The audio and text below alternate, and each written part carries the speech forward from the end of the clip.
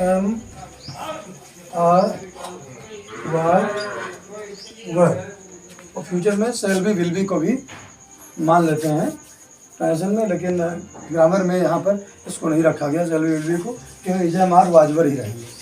ठीक है, प्रेजेंट में शैल बी विल बी को भी ले लेते हैं। बी स्टैंड्स फॉर, बात की जाएगी तो be stands for is am are was were. ऐसे ही have stands for has, have, had, shall have, will have.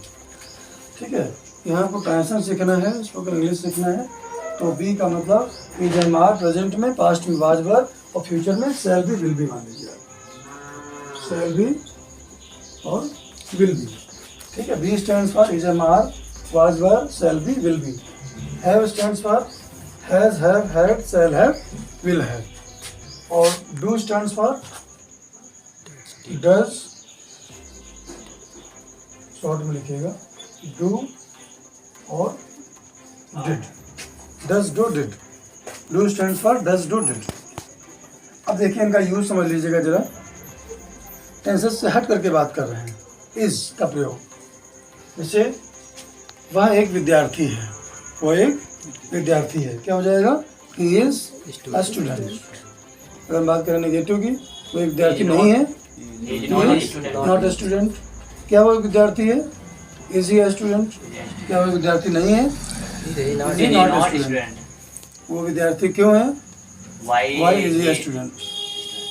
Student कहाँ है, वेयर इज स्टूडेंट। इसका प्रयोग समझ के इस तरीके से, एम माने क्या होता है, हूँ, एम माने हूँ। जैसे मैं एक अधिवक्ता हूँ, I am an advocate, I am an advocate.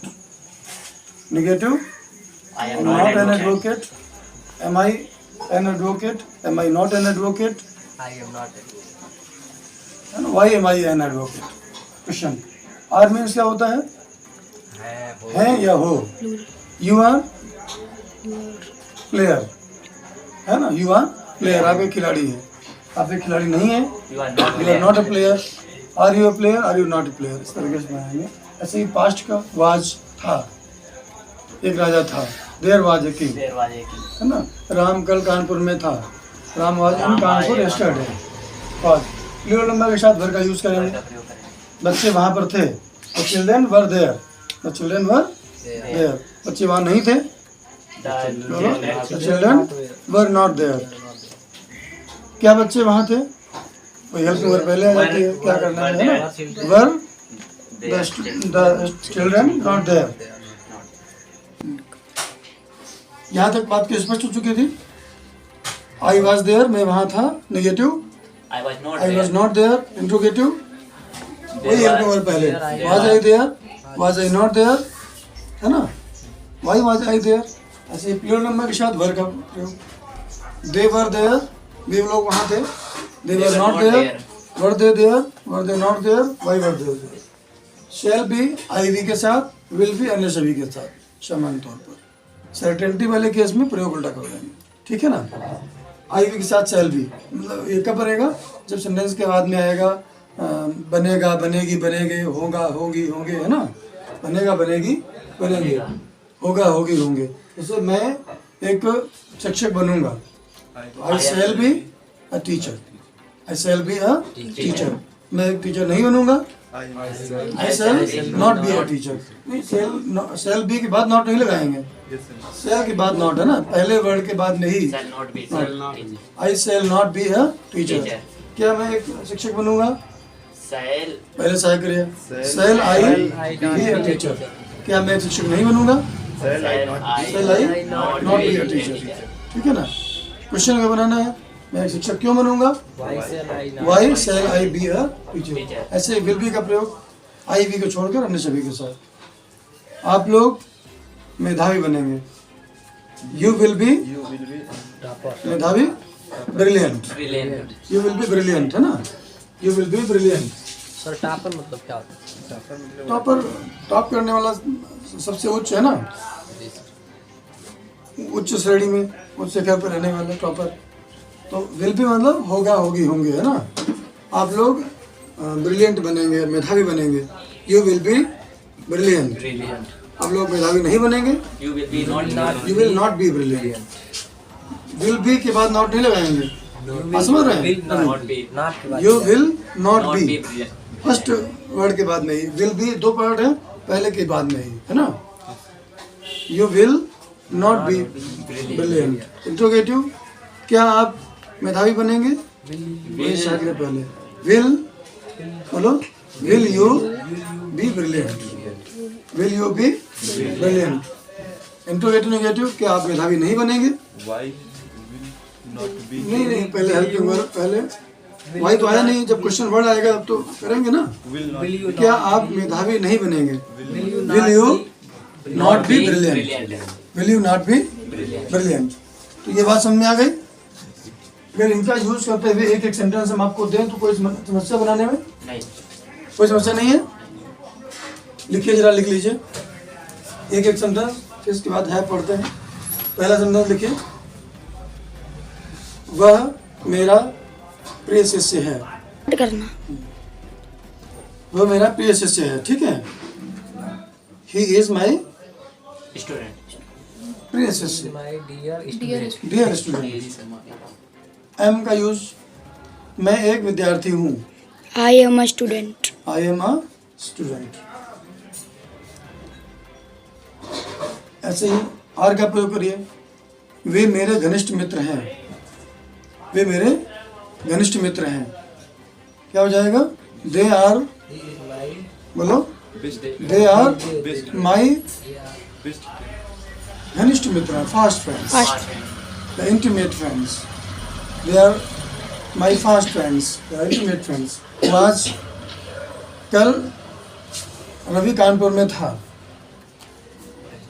कल रवि कानपुर में था, क्या बनाएंगे? Ravi was in Kanpur yesterday, ठीक है। कल रवि कानपुर में था, Ravi was in Kanpur yesterday. ऐसे प्लूरल नंबर में वर्ड का यूज करेंगे। आप लोग कल वहाँ थे।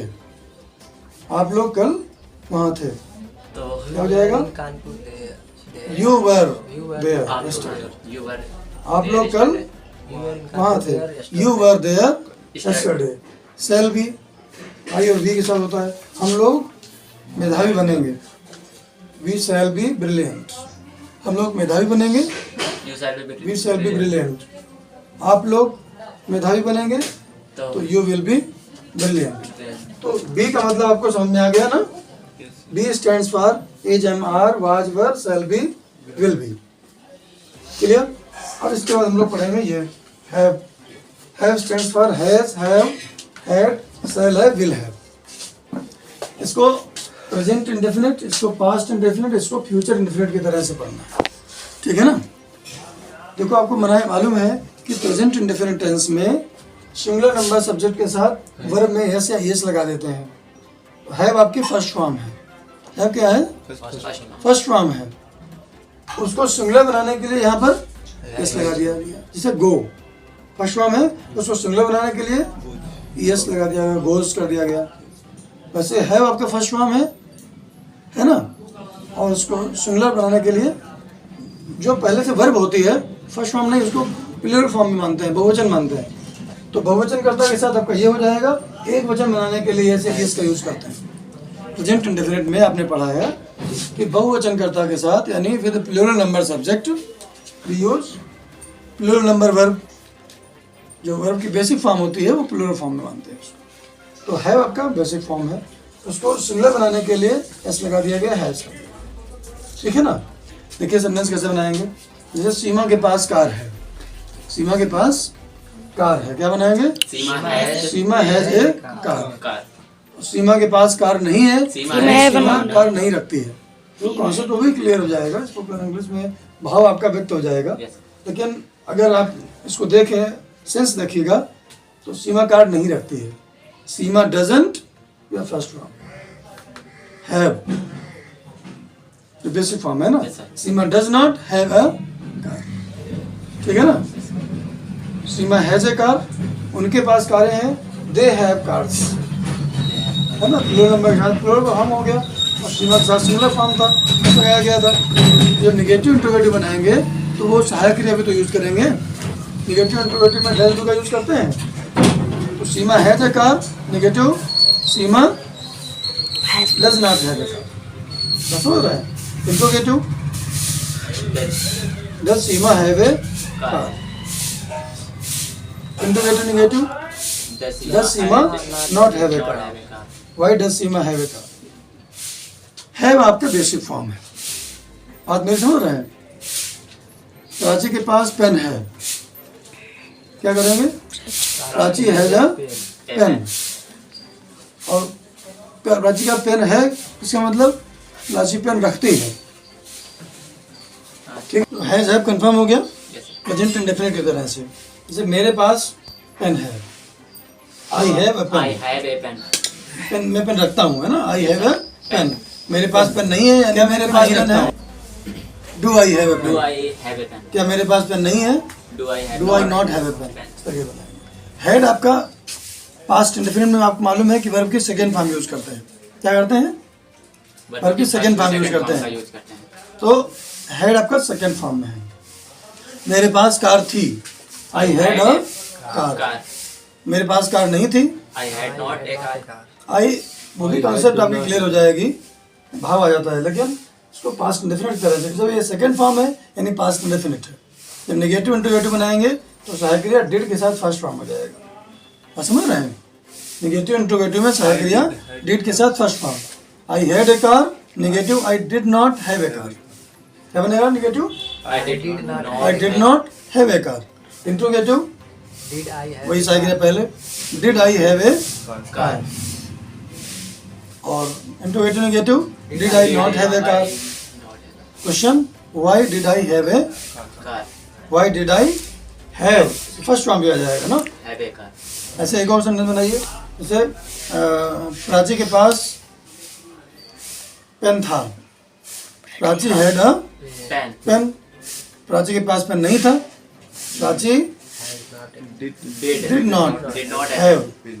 Prachi did not have a pen. Interrogative, क्या प्राची के पास एक पेन था, Did did Prachi have a pen, pen. क्या प्राची के पास पेन नहीं था, did Prachi not have a pen. Have a pen. Prachi के पास पेन क्यों था, So why why did did Prachi have a pen, why did Prachi have a, a pen? ठीक है ना। इस तरीके से फ्यूचर में आपने पढ़ा है आई वी के साथ सेल है, अन्य सभी के साथ विल है।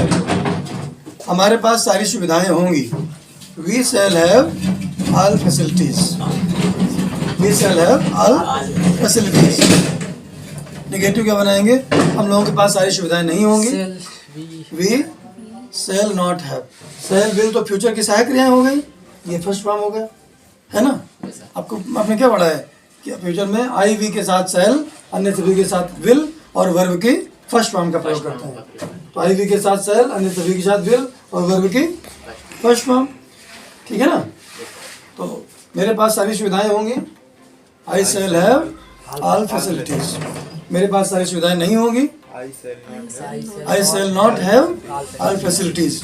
क्या मेरे पास सारी सुविधाएं होंगी, Shall हाँ वही हेल्प करूँगा पहले, shall I have all facilities.